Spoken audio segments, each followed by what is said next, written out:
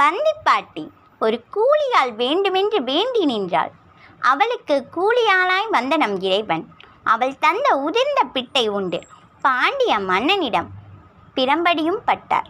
நம் மனதில் ஒருவனாய் ஏகனாய் அருள் வடிவின் திருவுருவாய் காட்சியளிக்கும் நம் இறைவனார் வேண்டுவோர்க்கு வேண்டும் பொருட்டு அநேகனாய் அநேக ரூபங்களில் வந்த திருக்காட்சி தந்தருள்வார்.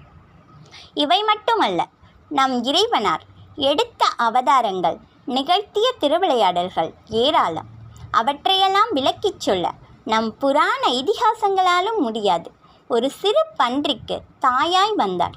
சிவன் அடியார்களுக்கு தொண்டு செய்த அடியார்களுக்கு சிவனடியார் போல் வந்து திருக்காட்சி தந்தருளினார். மணிவாசகர் பாடிய திருவாசகத்தை எழுத தில்லையில் அந்தணராய் தோன்றினார். இதுவே நம் ஈசன் திருவுள்ளம். நம் மகத்தில் ஒருவனாய் ஏகனாய்